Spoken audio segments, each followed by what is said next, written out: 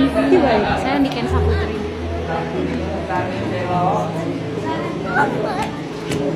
Tutup.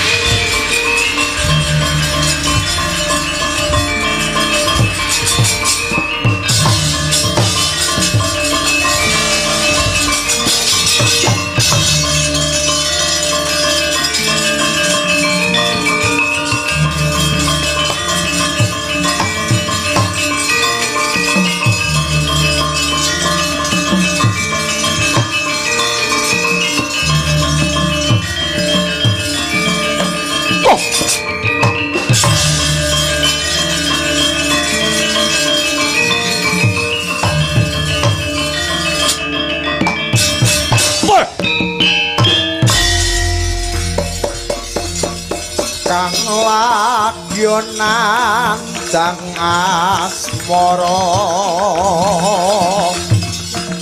Ratu buta ing praja ngatas angin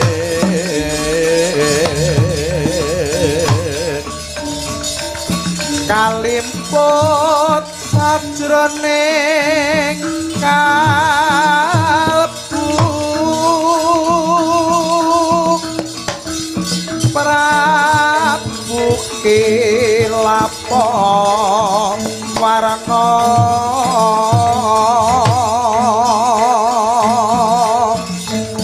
jroning ati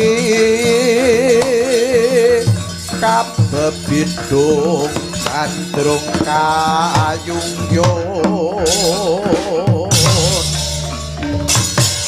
marang putri tanah Jawa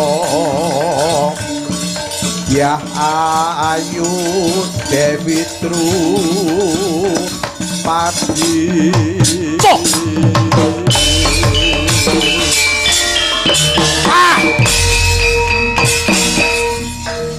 Ratu negara ngatas angin Prabu Kilapa warna aku pa hoi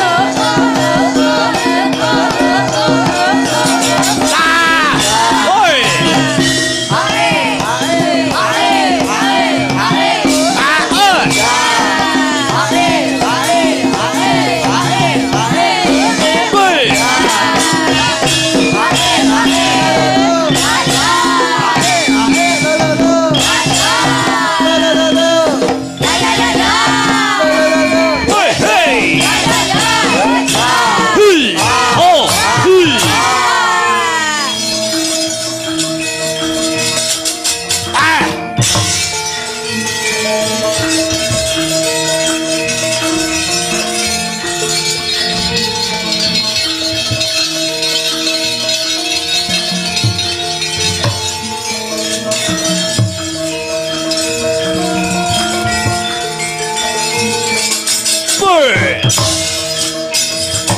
Ah. Wes.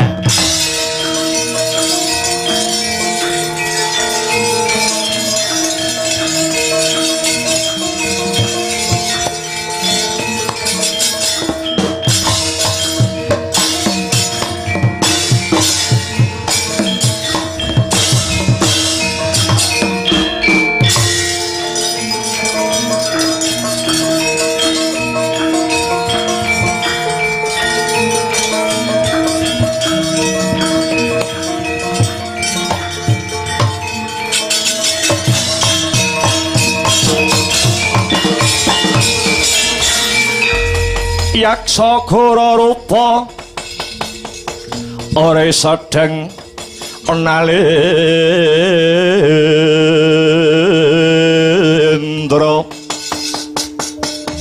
yaksa alalaku kang malwaya ingkang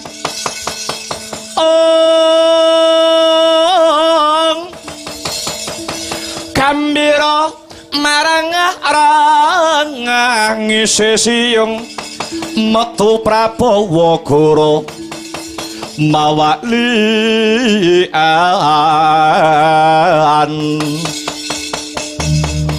Ditya Durbala rasa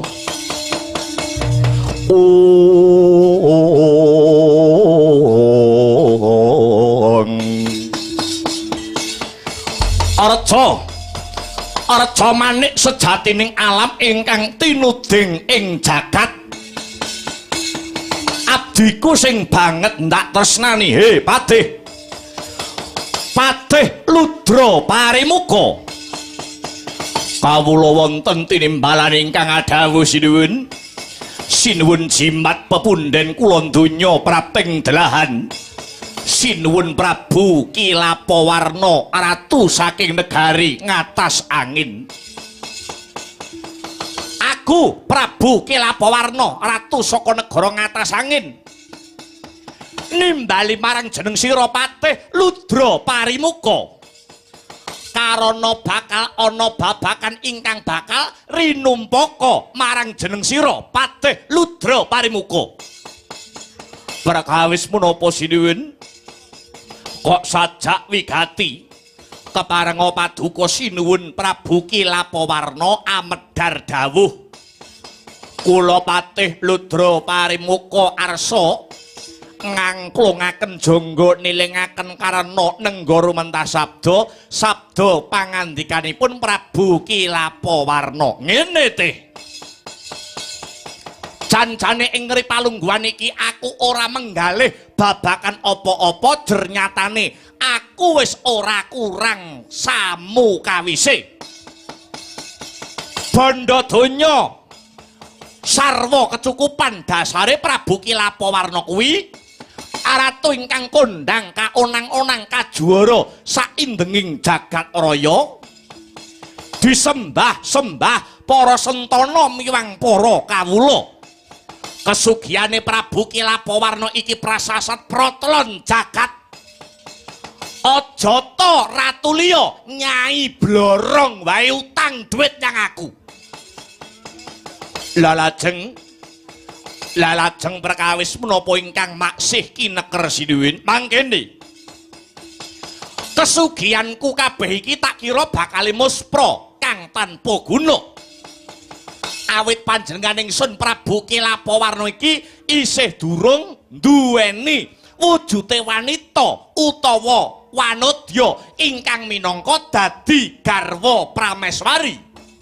Wah dalah cekak cukupe paduka kepengin apalakrama. Iya teh gampil sinuwun gampil. Paduka menika ratu sugih ya sugih bondo ya sugih bandu. Sugih bondo tegese sugih raja brana, sugih bandu tegese sugih wadyabala. Paduka kantun dumuk putri saking pundi sesilihipun sinten. Mangke kula piyambak patih Ludra Parimuka ingkang sagah ndodhok korine nginang jambe suruwe anglamaraken putri ingkang dados gegantilaning ati. Sumurupati siang pantaraning ratri ora ana kang tansah gumana musik mapan ana ing telenging atiku. Kejaba mung Dewi Drupadi, iya Dewi Pancali. Iya Dewi Drupadi utawa Dewi Pancali kuwi mau sing kuwawa njiret rasaku teh. Weh lah dalah.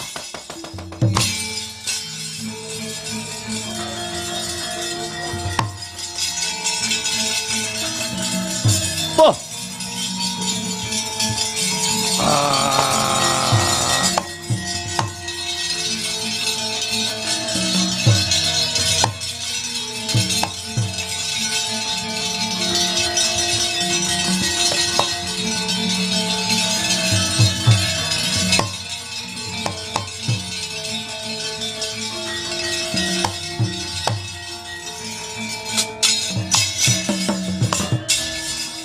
Agyat ore sang kapirangu ore nanggul kinempit kempit dosa ngretenaning bawana ya si tukang walang abdi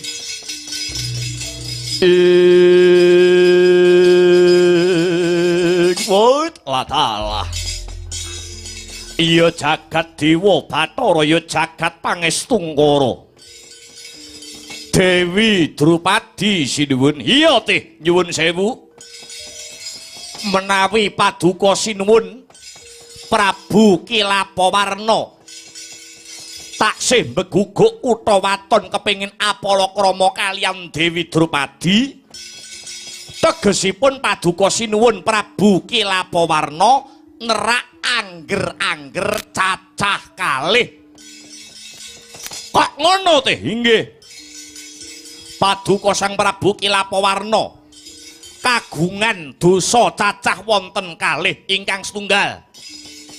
Paduka wanuh-wani nerak pager ayu nyures tures ijo.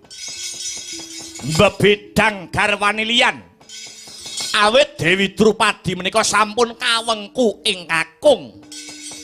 Dewi Drupadi menika garwanipun Nalendra ing negari Ngamarta ajejuluk Prabu Puntadewa.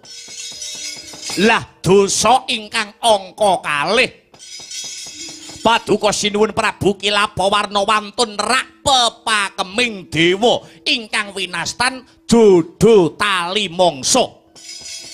Kamangka paduka sinuwun Prabu Kilapawarna menika wujuding raseksa utawi buta. Kedahipun raseksa menika garwanipun inggih raseksi sanes kok satunggiling putri ingkang Sulistyang warni. Wonten dawuh ana tetembungan tresna iku wuta. Harpa Drupadi kuwi bojone Puntadewa, ratu ing negara Ngendrapara Hasta. Nanging bakale tetep tak lakoni. Awit wis kadung madhep kang sarta mantep rasaku marang si Drupadi. Wong ayu kuwi ora kaya Drupadi. Wiwit pucuk rambut nganti jempol sikil babar pisan ora ana getek cacate. Acek sitheng aku nek ora Drupadi lu wong ora. Wong kuwi wis gandrung kepaung. Wong kuwi wis gandrung kayungyon karo wanita sing ditresnani. Ibarate mangan ora doyan, ngombe ora seger, turu ora bisa ngler. Turu mlumah ketok-ketokan wong sing ditresnani saka dhuwure. Turu madhep tengen ketok-ketokan. Miring iwa ya ketok-ketokan. Arep murep ya kok keganjelen. Abot-abote wong nandang gandrung ki kaya ngono kuwi teh. Napa mekaten? Iya. Apa maneh kowe kandha?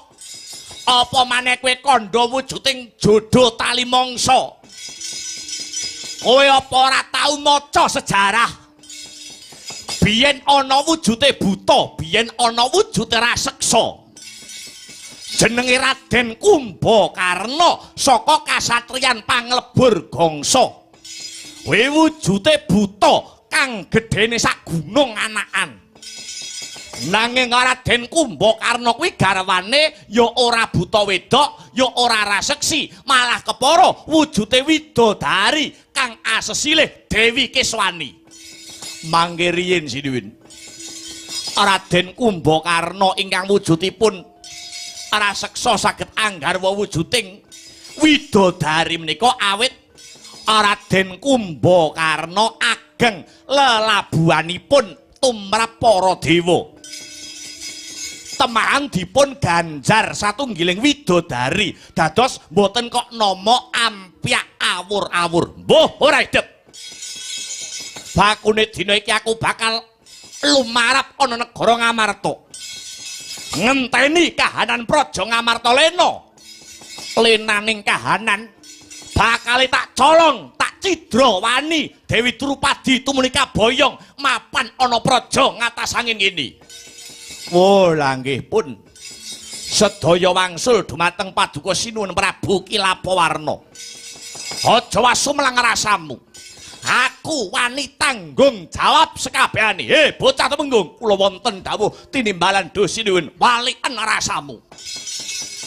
Kira penuh wadyabala saka negara ngatasangin ngombyongi lakuku tumuju ana ing praja Ngendraparahasta.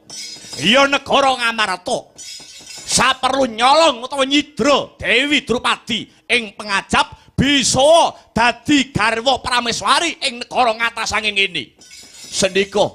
Sendika mangestokaken dawuh sinuwun Surak Gotong Royong aja nganti ana kang kecicir. Yen iki mengko ana bobol Barata ing lakon wadyabala ngatasangin kudu samapta ing gati sawega ing diri budal tine iki.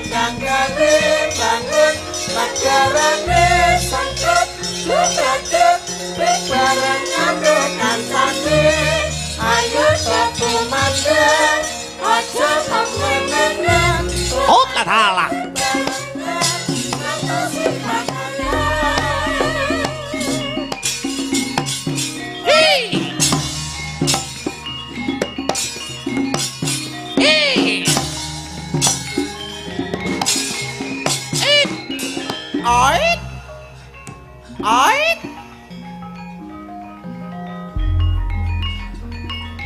Oi.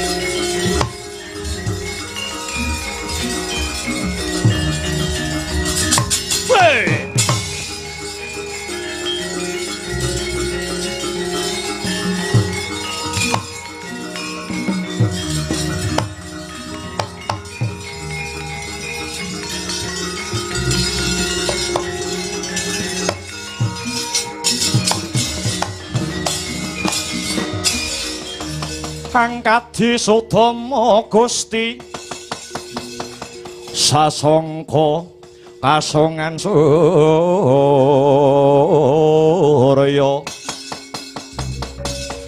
prabanya sumungsum kaswa wong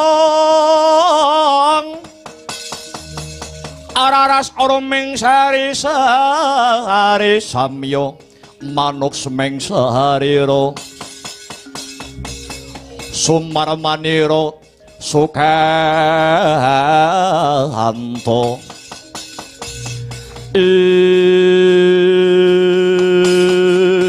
weh tatalah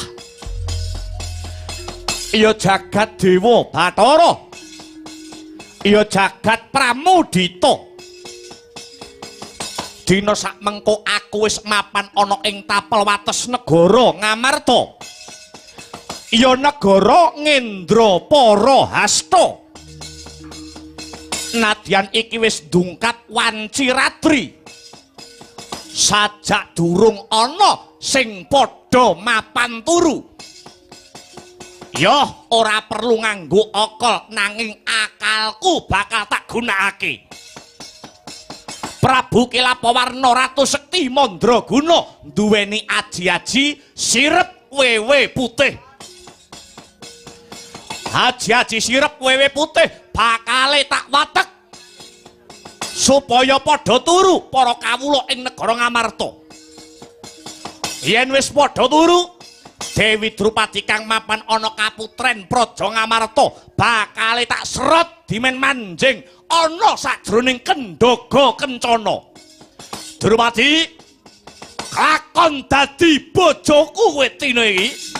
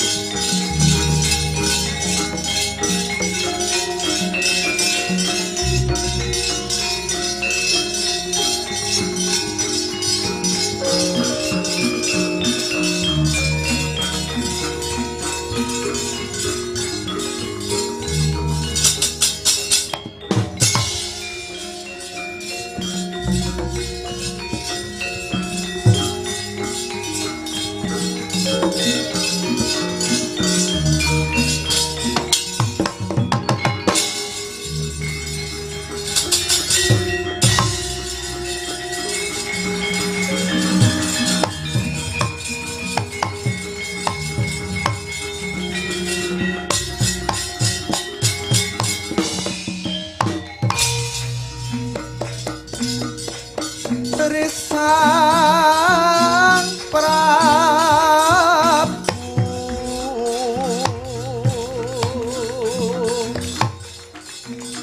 sadakap saluku tunggal ya mata wewe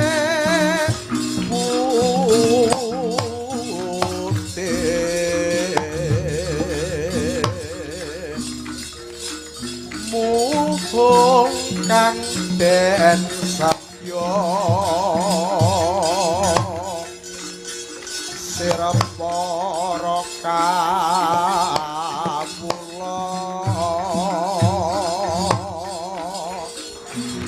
kacitra Dewi Drupadi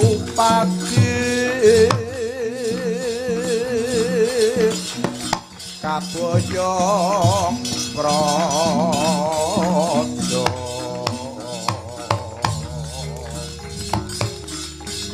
Praja ing atas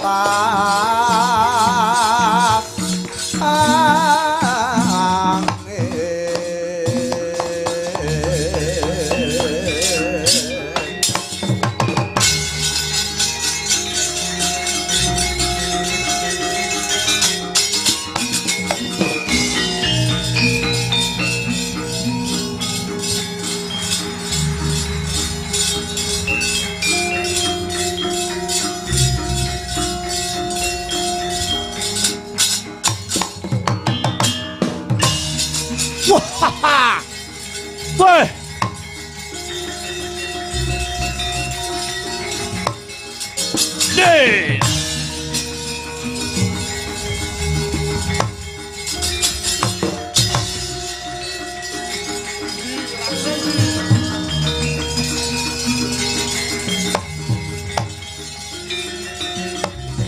Hei, ai.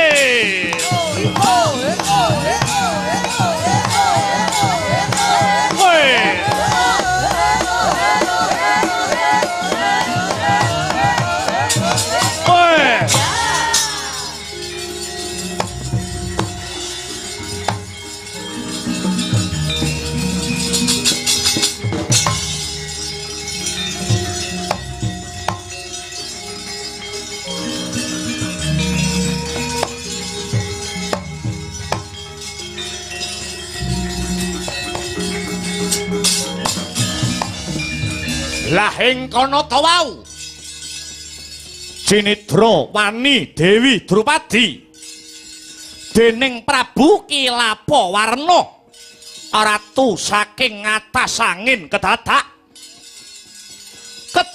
Prabu Puntadewa ingkang mandhap saking sanggar pamujan nampi palaporing emban negari Ngamarta kalamun to ingkang garwa ical datanpa pepoyan Giya Prabu Puntadewa merepeki ingkang rayi risang Werkodara kaliyan tawang-tawang tangis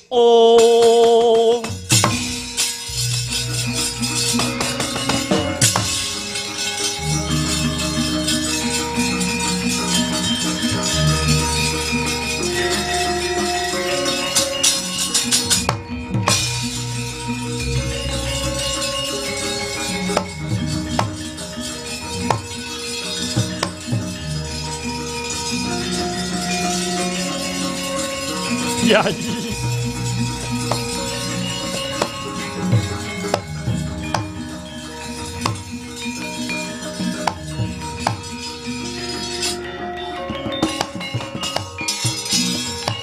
Wah.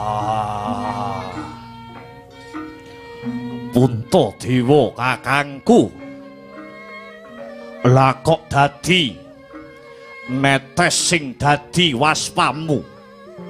Ana apa? Yayi. Ing ripalungguhan iki Ngamarta kelangan gedhen-gedhen Yayi. Sing ilang apa? Apa sing ilang? Yayi. Sing ilang dudu ilange Mas Picis Raja Brana. Pun kakang nampa palaporaning emban kaputren ing negara Ngamarta.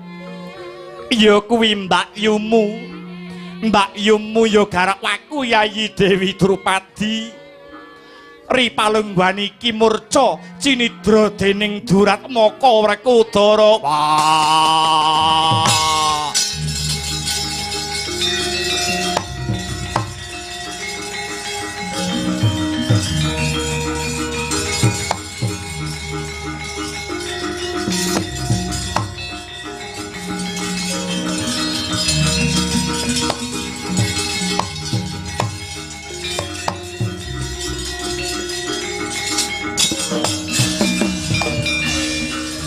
Bima wang-wang kunta kumpul patang gedhe sayang gongkara gadanira ngobat mapit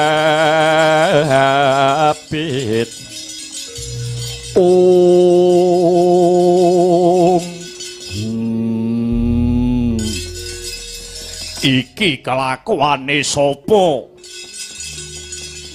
Sapa sing wanuh wani nyidra Mbakyu Drupadi?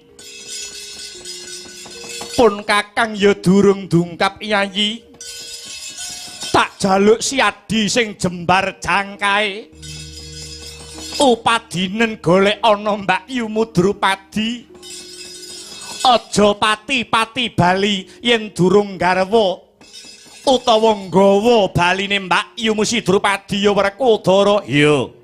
Surungen nganggo donga Mbakyu Drupadi dina sak mengko tak golekane duga-duga ginawa ati-ati aja nganti keri sena Muga-muga lakumu tansah manggih arum-arum satemah bisa nggawa bali garwaku Yayi Drupadi ya Dimas Werkudara.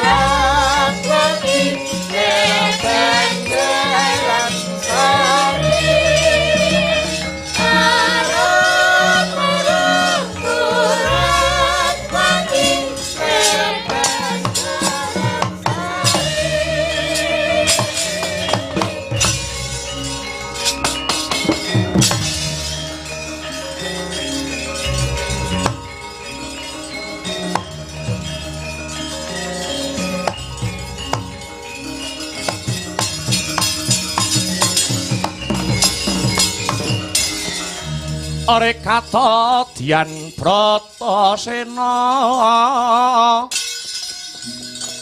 kampuh Lembang Bintulu adi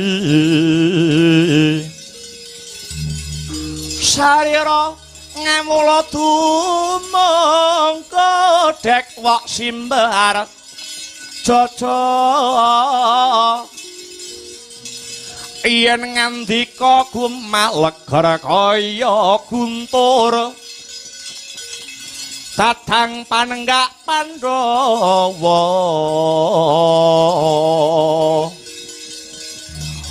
kaya lindu yen lumaris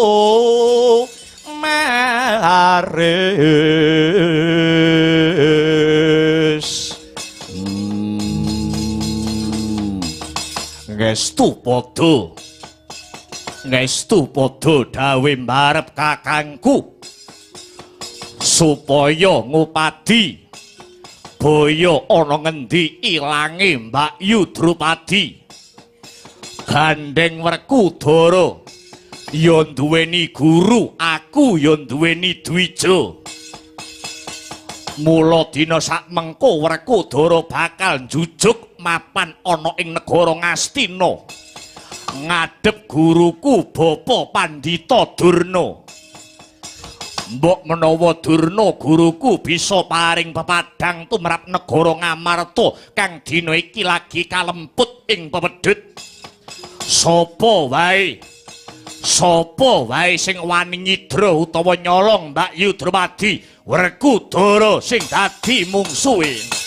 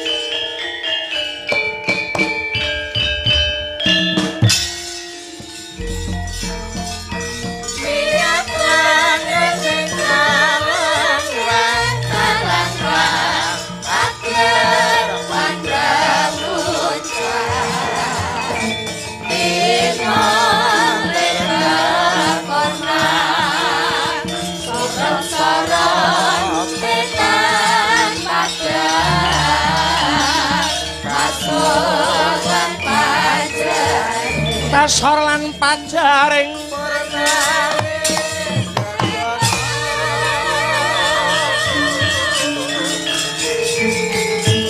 sewaka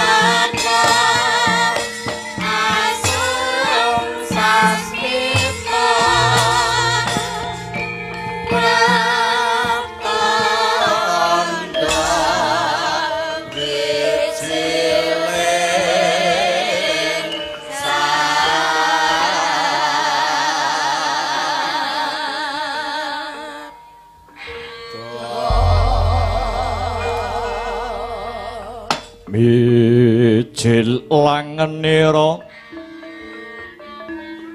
sang nar pati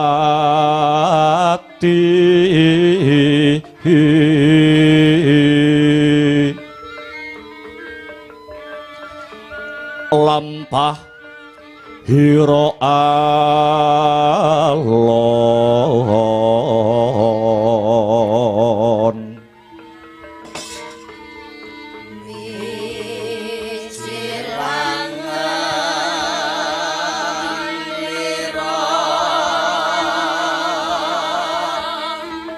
Sang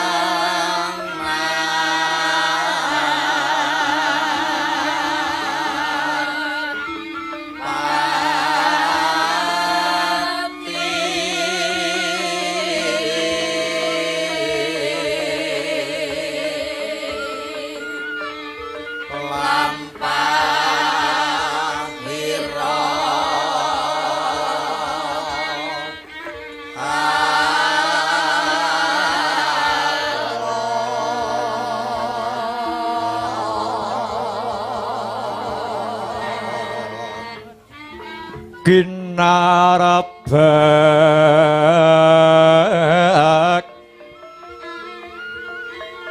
Badaya yuwarna nira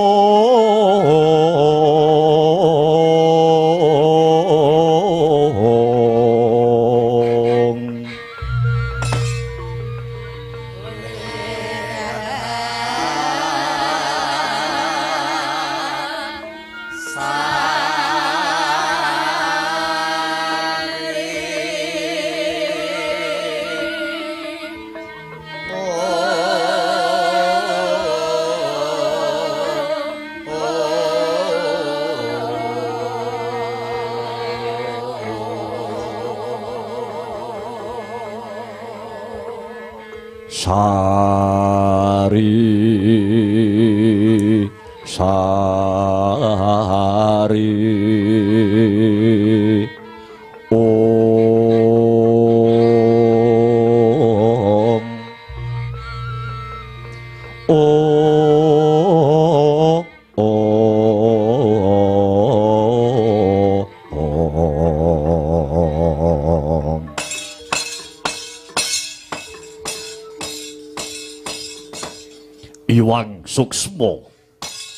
Iwang Suksma mangadi luwih payungana marang panjenengan ingsun. Bapa Panembahan Resi Durna Bapa. Lho. Kula wonten dawuh nggih. Paman Harya Sengkuni paman. Wonten dawuh tinimbalan anak anggir Duryudana amiji ingkang pamaning kapatihan kula pun rekyana Pati Harya Sangkuni. Kakang nganggo karena Basusina Kakang. Kados pundi Yayi Prabu? Mugi kawuningan. Uri palenggahan sakmangki mboten wonten ingkang kula penggalih. Kejawi namung kadang-kadang para Pandhawa. Senadyan tiyang sak jagat menika sampun pirsa menawi Pandhawa menika taksih sanak kadang kula piyambak. Nanging tumrap Duryudana Pandhawa menika satru mungguing cangklaan. Duryudana mboten badhe saged gesang kepenak. Raos kula saben dinten tansah kabebidung dhateng kawontenanipun para Pandhawa. Mila kula ambali gesangipun Duryudana mboten saged ayem lan tentrem menawi para Pandhawa maksih gesang wonten alam padhang menika. Pramila ora aneh ora mokal menawi saben dina Duryudana tansah ngungkih sarana murih pejahing para Pandhawa. Paman Sengkuni ngertos piyambak menawi Pandhawa taksih gesang mesti kemawon para Pandhawa badhe tansah hangucik-ucik keprabon negaring Astina menika. Menawi Pandhawa taksih hangucik-ucik keprabon Astina tan wurunga, Ngastina ing mangke badhe wangsul wonten panguwasanipun para Pandhawa. Lajeng kados pundi nasibipun kula sakadang Sata Kurawa?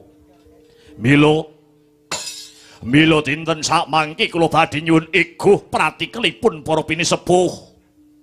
Keparenga sakmangke atur pamrayogi supados para Pandhawa mboten lami gesang wonten jagat raya.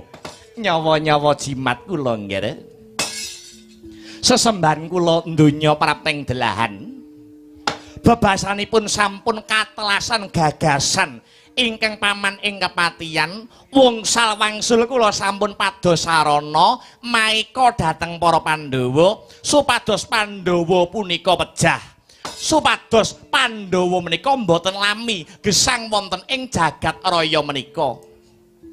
Namung nyuwun sewu, panjenengan priksa piyambak wungsal wangsul cara miwah karti sampeka ingkang kula tindakaken malah cabar gagar wigar datanpa karya. Malah miturut pamanggih kula menika gumun setahun jembleng serendeng ing ngatasé Pandhawa menika sami-sami umate pangeran. Panjenengan sakadang Sata Kurawa inggih umating Gusti ingkang akarya jagat. Nanging sabab menapa gesangipun ing Madyapada bentenipun bebasan bumi kaliyan langit.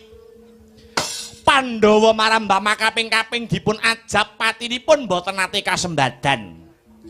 Malah pendak-pendak Pandhawa dipun incim pejahipun, para Pandhawa malah ngantukaken wujudipun kanugrahan. Mila saking menika nggih Blakasuta Blakutang terus terang menawi ingkang paman ing kepatihan dipun dangu supados damel sanggit rungsit murih curnaning para Pandhawa. Kula sampun kentekan akal kok nggih. Kula sampun kentekan cara. Ewadene sak mangke paduka tetep badhe ndangu dhateng kula. Menika sejatosipun lepat lho nggih. Menika sejatosipun klentu. Lepatipun papan wonten pundi paman? Sinuwun. Nyatanipun kula menika durung nate srawung karo para Pandhawa.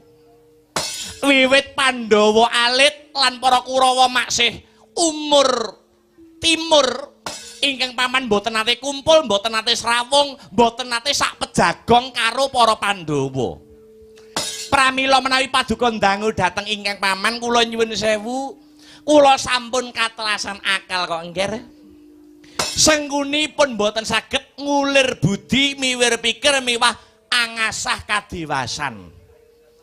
Namung kula nyuwun sewu, datang mriki sejatosipun wonten tiyang ingkang trep lan pantes adamel pejahipun para Pandhawa. Amargi tiyang menika dados gurunipun para Pandhawa. Kula kinten tiyang kala wau sampun ngertos babakan pengapesanipun para Pandhawa sabab sampun tetahunan anggenipun srawung kalian para Pandhawa.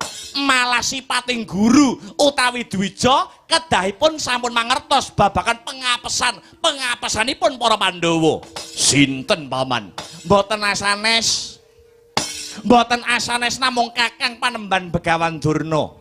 Pramila menawi anak angger Duryudana andangu babakan pejahipun para Pandhawa, monggo kula aturi ndangu Kakang Panembahan Durna. Mbok menawi saged atur pamrayogi babakan karti sampeka miwah sanggit rungsit pejahipun para Pandhawa menika kadosa pundi? Ya jagat, ya dewa, ya Bathara. Kadidene winalik ingkang dados araos kula, Bapa Panembahan Begawan Durna.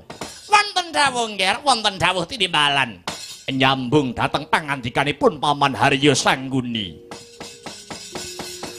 Lakar sedaya pangandikanipun Paman Sengkuni menika leres. Leresipun mapan wonten pundi nggih? Bapa Durna sampun dangu campur kalian para Pandhawa. Bapa Durna menika mangertos babakan lair lan batinipun para Pandhawa. Pramila kula nyuwun pamrayoginipun Bapa Durna kados pundi srananipun supados para Pandhawa cilik nemahi lelara, gedhe-gedhene tumekaning pralaya. Kados pundi cara lan gagasan paduka Bapa Panembahan Begawan Durna.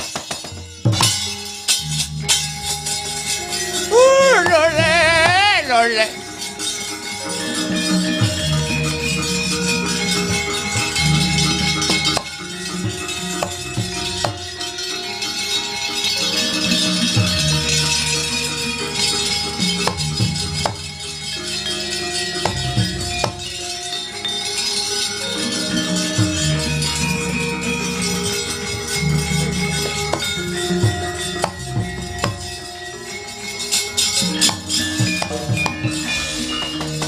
Permara reh mangusa humya ngambrengeng Kadi karonaning kaswasih ring marga Hamalatgung. Ore sang Gonta mastrat maca leng-leng lalu manguladi Surya mangrangsang waya Surya mangrangsang waya Omyo samor waya hanto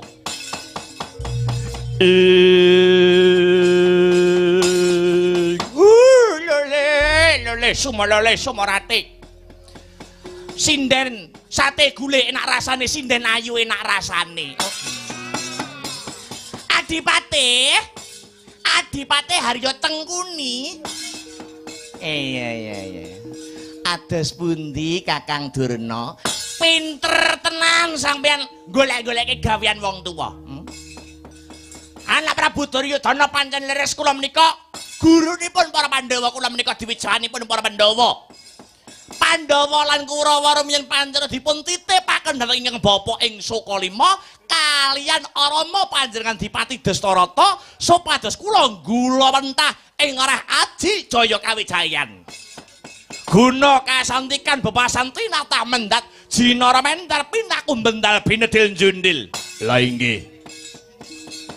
Kedahipun Bapa Durna mangertos. Kedahipun Bapa Durna mangertos babagan pengapesan murih ringking para Pandhawa.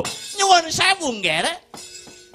Menawi babakan keringkian kula menika mangertos, namung kula mboten